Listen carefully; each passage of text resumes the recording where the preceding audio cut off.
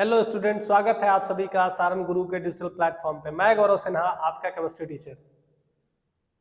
जैसा कि पिछले क्लास में और पिछले वीडियो में हम लोग भांटा फैक्टर को देख रहे थे, आज के क्लास में हम लोग भांटा फैक्टर का एक अनदर फॉर्म देखेंगे।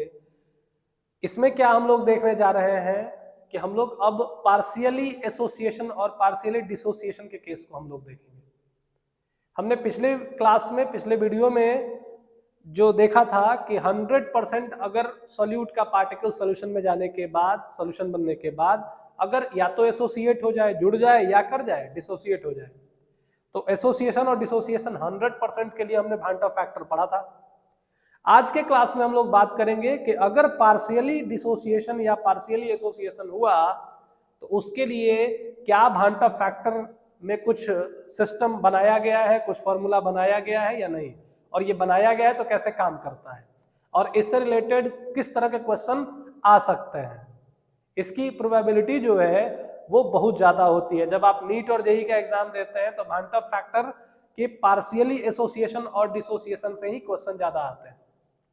100% आयोनाइजेशन का क्वेश्चन बहुत छोटा क्वेश्चन और आसान होता भी है, और उसके आने के चांसेस बहुत कम हो जाते हैं, लेकिन इन क्वेश्चंस का यानी पार्शियल एसोसिएशन और डिसोसिएशन का जो क्वेश्चन होता है उससे रिलेटेड क्वेश्चन बहुत ज्यादा आने का संभावना है। ठीक है, तो चलिए शुरू करते हैं। तो हम लोग देखते हैं कि अगर डिसोसिएशन की बात आ गई, डिसोसिएशन की बात आ गई तो डिसोसिएशन के केस में होगा क्या। तो डिसोसिएशन के केस में पहले हमारा होता है आई का जो वैल्यू है ये हमेशा 1 से ज्यादा होता है। ठीक है, आई का वैल्यू क्या होगा, 1 से हमेशा ज्यादा होगा, ये बात याद रखना है। अगर एसोसिएशन डिसोसिएशन हो रहा है तो एक पार्टिकल्स डाले हैं तो वो n पार्टिकल्स में क्या हो जाएगा, डिसोसिएट हो जाएगा, टूट जाएगा। ठीक ना। जैसे अब मान लीजिए कि हमने पार्टिकल्स डाला था A2 को ही मान लीजिए कि डाला था, अब ये क्या हो गया 2A में आ गया। पहला पार्टिकल्स हमारा एक मॉलिक्यूल्स था, अब 2 एटम हो गया।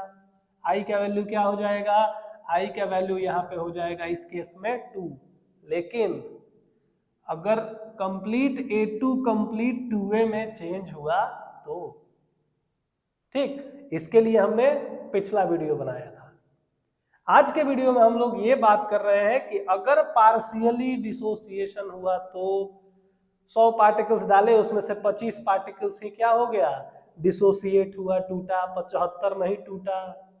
तो उसके केस के लिए क्या है, आई हम लोग डिसाइड करेंगे। तो आई इसके लिए कैसे हम लोग डिसाइड करते हैं, तो आई इसके लिए हमको डिसाइड करने के लिए हमको डिग्री ऑफ डिसोसिएशन को समझना पड़ेगा, अल्फा को समझना पड़ेगा। किसको समझना पड़ेगा, अल्फा को समझना पड़ेगा। अल्फा क्या है, तो अल्फा देखते हैं हमारा अल्फा क्या है। अल्फा जो होता है इसको हम लोग डिग्री ऑफ डिसोसिएशन कहिए, या जहां एसोसिएशन हो रहा है, जहां पार्टिकल्स जुड़ रहे हैं, तो वो भी अल्फा इसको इंडिकेट करता है।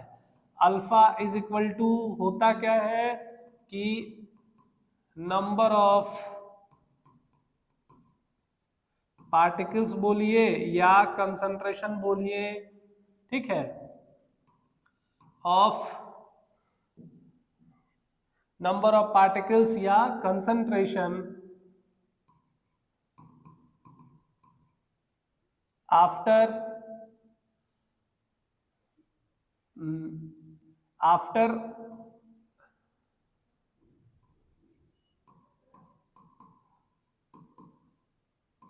एसोसिएशन, नहीं,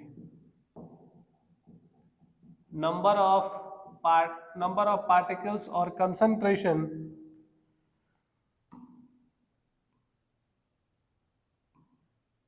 ऐसे होगा, नंबर ऑफ पार्टिकल्स और concentration which are associated or dissociated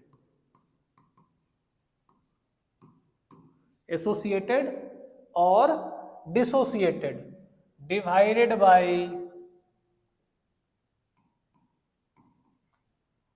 total number of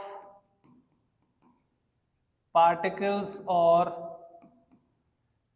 concentration, ये है अल्फा। जैसे अब अल्फा निकालना है एज, अब मान लीजिए कि हमने सॉल्यूट का पार्टिकल्स जो लिया है वो 100 पार्टिकल्स लिया है, ठीक ना। एसोसिएशन हो गया,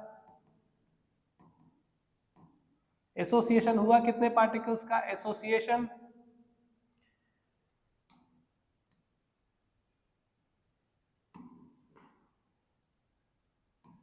ऑफ 25 पार्टिकल्स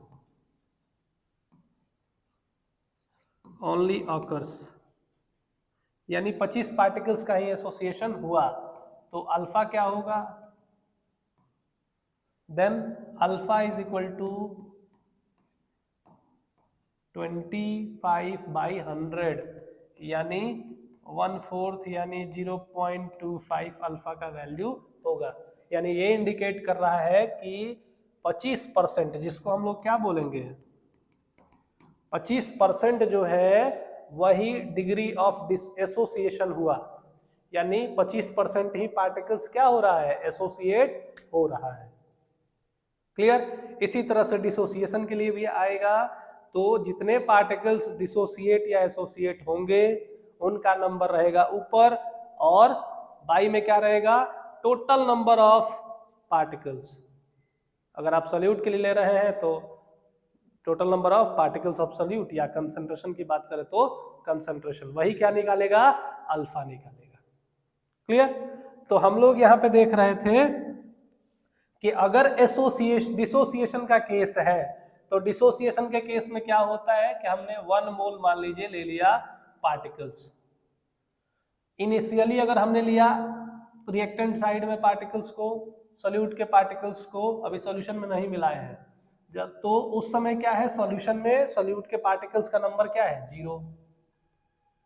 लेकिन एट इक्विलिब्रियम पर अगर आ जाए, सॉल्यूशन में आ गया, तो ये क्या हो गया कि एन अल्फा, एन क्या है, कोफिशिएंट हो गया, और अल्फा जो फ्रैक्शन है, एन अल्फा पार्टिकल्स जो है वो क्या हो रहा है, एन अल्फा पार्टिकल्स हमारा क्या होगा, फॉर्म करेगा इक्विलिब्रियम पे। तो हम लोग यहाँ पे देखेंगे 1 minus alpha, 1 minus alpha. Equilibrium अगर आपने पढ़ा है तो ये चीज पढ़ा होगा कि अगर मान लीजिए कि हमने ए है इक्विलिब्रियम पे और बी प्लस सी का फॉर्मेशन कर रहा है, तो अगर इनिशियल कंसंट्रेशन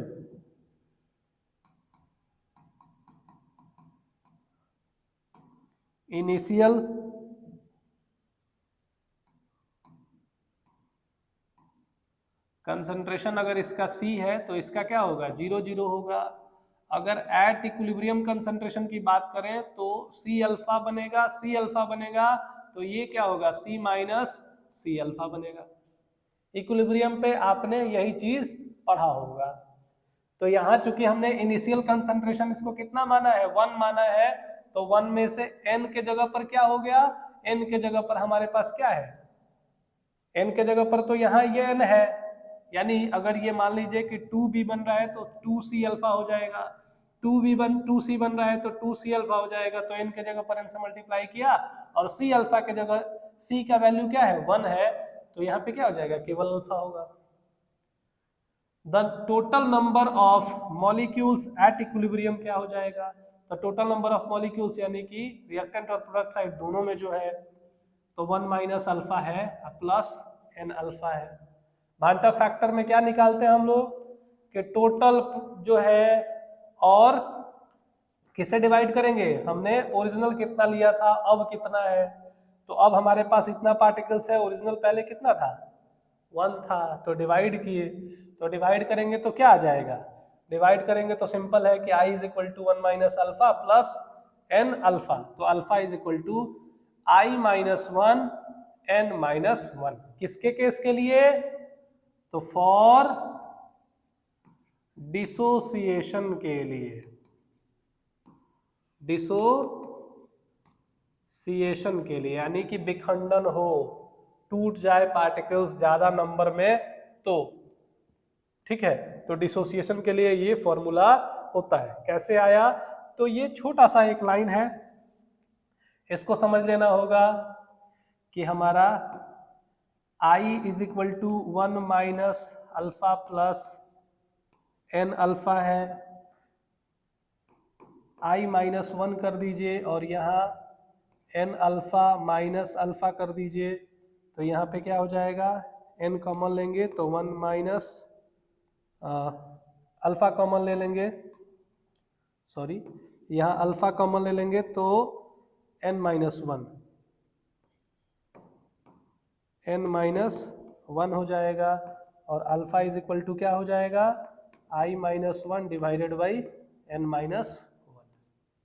क्लियर, ये देख लेना है, ऐसे हम लोग इसको सॉल्व कर देते हैं। तो ये एक फॉर्मूला आ गया, फॉर्मूला का क्या एप्लीकेशन है आगे हम लोग बात करेंगे।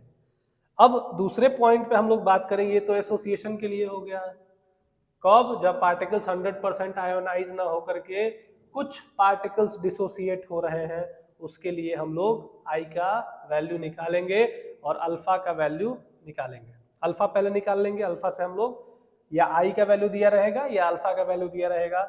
एन क्या है, एन देखिए वेयर, यहाँ पे हम लोग अगर देखें तो n इज इक्वल टू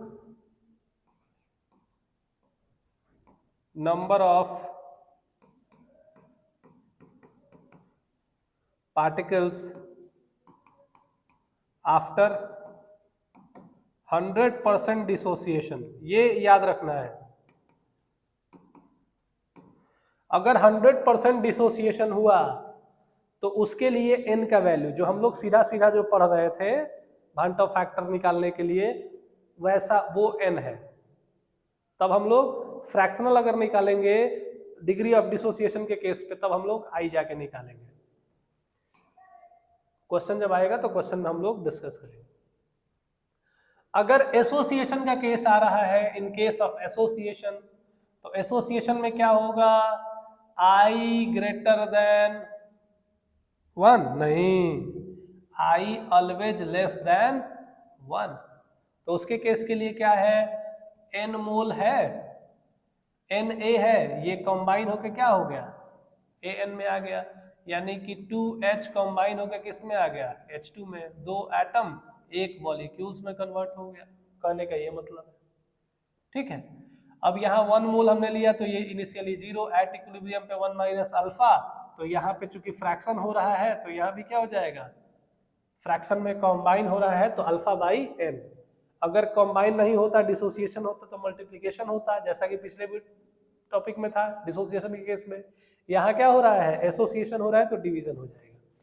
अब total number of moles at equilibrium, तो एट इक्विलिब्रियम पे टोटल मोल ये, तो उसके लिए हम जब आई निकालेंगे तो क्या हो जाएगा ये, अब i is equal to 1 minus alpha is equal to i minus 1, 1 by n minus 1, या दोनों में माइनस कॉमन ले लीजिएगा तो 1 minus I, 1 minus 1 by I, 1 by n। ठीक है, कैसे आया, तो इस पर एक देख लीजिए, i इज इक्वल टू क्या हो गया, i is equal to 1 minus alpha plus alpha by n, 1 को हम उस साइड ले गए तो यहाँ से अल्फा कॉमन ले लेंगे तो क्या हो जाएगा, ये हो जाएगा। ठीक, तो ये हमारा एसोसिएशन और डिसोसिएशन का फॉर्मूला था अल्फा निकालने के लिए, और अल्फा अगर दिया हुआ है तो आई निकाल लेंगे, आई दिया रहेगा तो अल्फा निकालेंगे। तो अल्फा पूछेगा तो परसेंटेज सीधा पूछ देगा। ठीक है, अब इससे रिलेटेड एक क्वेश्चन है, क्वेश्चन देख लेते हैं। द भांटा factor of 0.1 m BaNO3 whole twice barium nitrate solution is 2.74, 2.74 क्या है, तो ये भांटा फैक्टर दिया हुआ, भांटा फैक्टर दैट इज आई का वैल्यू दे दिया गया है 2.74। The degree of dissociation is, यानी आपसे क्या पूछ रहा है, अल्फा पूछ रहा है। तो इसमें ऑप्शन दे दिया है, ऑप्शन 91.3%, 87%, 100%, 74%। क्लियर। अब यहाँ alpha is equal to, alpha निकालना है, अल्फा क्या करना है, निकालना है। तो जब अल्फा निकालना है तो सबसे पहले हम लोगों को एन देखना पड़ेगा। तो एन हमने क्या बताया कि 100% अगर आयोनाइजेशन होगा तब आई का वैल्यू जो होगा वही एन होगा। तो अगर BaNO3 को, BaNO3 होल ट्वाइस को अगर हम आयोनाइज करते हैं तो ये Ba2 plus plus NO3 2NO3 minus में आएगा, यानी यहाँ पे आई का जो वैल्यू है वो कितना आएगा, 3 आएगा। तो यहाँ हम लोग आई डब बोल करके क्या बोलेंगे, इसको एन बोलते हैं। तो एन का वैल्यू कितना आया, 3। आई तो चूंकि परसेंटेज में है, अब आई तो फ्रैक्शन में है, 100% आयोनाइजेशन हो नहीं रहा है, तो हम एन का वैल्यू पहले 100% पे निकालेंगे। आई का वैल्यू इसका गिवन है 2.74, तो जाहिर है पूछ क्या रहा है, अल्फा पूछ रहा है। केस क्या है, डिग्री ऑफ डिसोसिएशन। कौन सा केस है, डिसोसिएशन। ये जरूर इंडिकेट कर देगा, या क्वेश्चन कोई ना कोई एक आइडिया जरूर देगा कि एसोसिएशन हो रहा है कि डिसोसिएशन हो रहा है, ठीक ना। इस टाइप के क्वेश्चन नीट और जेईई में ही पूछे जाते हैं। बिहार बोर्ड में कभी कभार क्वेश्चन इस तरह का आ सकता है, लेकिन आपको ये जानना चाहिए। अब यहाँ पे here in case of dissociation, dissociation के केस के लिए क्या है फॉर्मूला, तो अभी हमने देखा है कि I-1 divided by N-1, then alpha is equal to क्या, वैल्यू पुट करेंगे। तो वैल्यू जब पुट करेंगे तो ये आ जाएगा 0.87, 1.74 में 2 से डिवाइड करेंगे तो ये क्या आ जाएगा, 0.87। क्या लिखेंगे इसको, तो अल्फा इज इक्वल टू 0.87 मतलब 87/100, और 87/100 को ही क्या बोलेंगे, 87%। 87%। तो इसका आंसर क्या होगा, ऑप्शन बी जो होगा इसका करेक्ट आंसर होगा। इसी टाइप से हम लोग भांटा फैक्टर के जितने भी वैरायटी थे हमने डिस्कस कर दिया। अब आज ये टॉपिक हमारा क्या हो गया, टॉपिक भी खत्म हो गया और ये चैप्टर भी कंप्लीट हो गया। तो चैप्टर में आप इससे रिलेटेड जो भी क्वेश्चंस है क्वेश्चन बनाएंगे, और जो भी डाउट रहेगा डाउट कमेंट करेंगे। हम लोग कोशिश करेंगे कि इस चैप्टर से, यानी कि सॉल्यूशन चैप्टर से रिलेटेड जो भी क्वेश्चंस हम लोगों को और मिल रहे हैं, वो चाहे एमसीक्यू हो या शॉर्ट क्वेश्चन हो या लॉन्ग क्वेश्चन हो, हम लोग उसको डिस्कस करेंगे, या आगे कोई वीडियो इस पे डेडिकेटेड, इस टॉपिक के क्वेश्चन से रिलेटेड हम लोग एक डेडिकेटेड वीडियो बनाएंगे। ठीक है, ठीक से रहिए, मस्त रहिए, पढ़ते रहिए, मन लगाइए पढ़ने में। क्लियर। एग्जाम अब बहुत नजदीक है, आप लोग ध्यान से पढ़िए, और जो भी डाउट होगा कमेंट कीजिए, और दोस्तों में इस वीडियो को शेयर कीजिए। और हम लोगों का मनोबल बढ़ाने के लिए इस वीडियो को आप लाइक भी कर सकते हैं अगर अच्छा लगे तो।